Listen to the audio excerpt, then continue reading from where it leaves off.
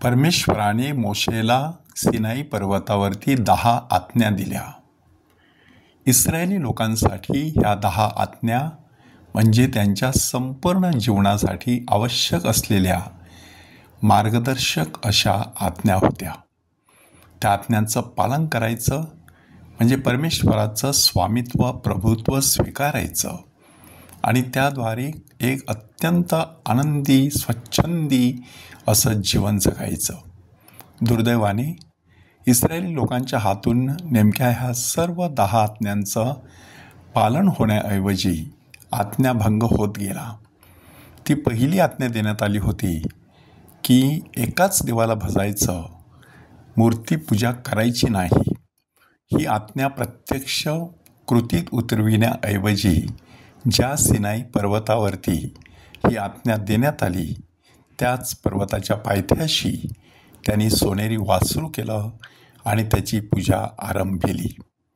अशा प्रकारचा इतिहास असलेला इस्रायली समाज आता यहुदी समाज म्हणून जीवन जगत होता आणि त्या पार्श्वभूमीवरती आता प्रभू येशू ख्रिस्त हा एक नवा मोशे आहे आणि ही यहुदी जनता म्हणजे हे नवे इस्रायल आहे अशा भावनेने संत मत्तय प्रभू येशू ख्रिस्ताची एक प्रतिमा आपल्यासमोर सादर करतो आणि त्यासाठी तो पर्वतावरील प्रवचन आपल्यासमोर सादर करत आहे.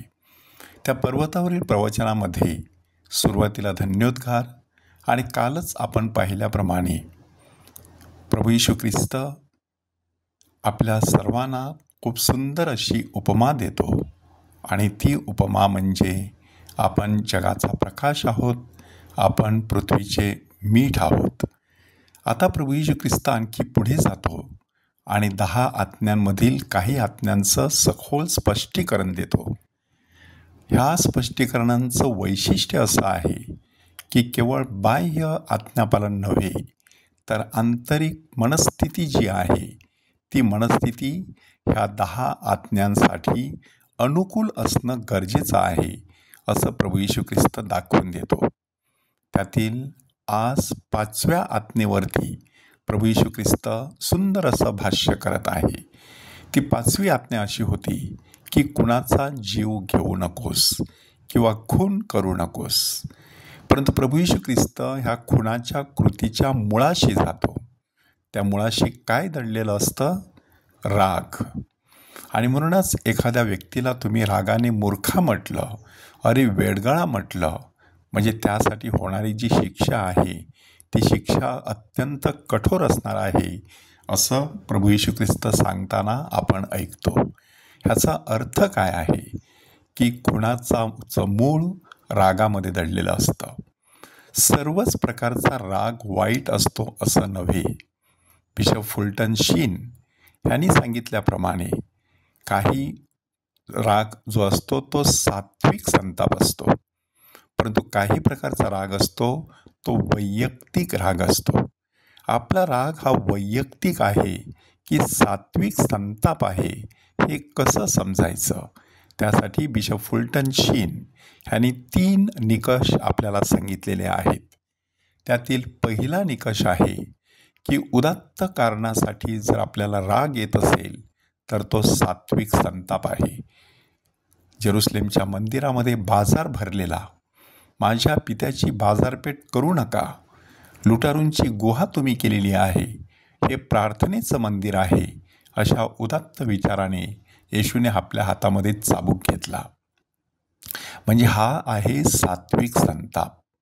त्याचा दुसरा निकष आहे की अशा प्रकारचा संताप कधीच दीर्घकाळ टिकत नाही, की हा संताप फक्त थोडा वेळच टिकत असतो. माणूस हा राग आपल्या मनात कायमचा धरून राहत नाही. आपल्याला सांगण्यात आलेलं आहे की प्रभू येशू ख्रिस्ताने मंदिराचं शुद्धीकरण केल्यानंतर त्याच मंदिरामध्ये तो शिकवण देऊ लागला आणि बरेचसे लोक त्याच्याजवळ आले. त्याच्यातील जे आजारी होते त्या सर्वांना त्याने बरं केलं. म्हणजे हा जो राग आहे तो फार काळ टिकलेला नाही. इंग्रजीमध्ये राग आणि रिझेंटमेंट, अँगर आणि रिझेंटमेंट अशा प्रकारचे 2 शब्द आहेत.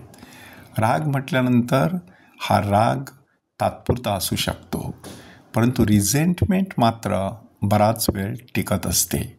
आयुष्यभर एखादा माणूस दुसऱ्या व्यक्तीविषयी मनामध्ये अढी धरू शकतो. अशा प्रकारचा राग हा घातक असतो. म्हणून अशा रागातून पुढे खुणाचं पर्यवसन होऊ शकतं. तिसरा निकष आहे की कधीच सात्विक संताप विघातक किंवा विनाश करणारा नसतो, की अशा प्रकारचा राग कधीच विनाश करत नाही, तर खऱ्या अर्थाने विकास करत असतो. म्हणून आपण तपासून पाहिलं पाहिजे की आपल्याला जो काही राग येत असतो तो राग तात्पुरता आहे का, उदात्त हेतूसाठी आहे का, तो विघातक नसून खरोखरच विधायक आहे का, हे तपासून पाहिल्यानंतर नक्कीच आपल्या हातून कुठल्याही प्रकारे कुणाची कृती घडू शकणार नाही. परमेश्वराकडे ही एक कृपा मागूया.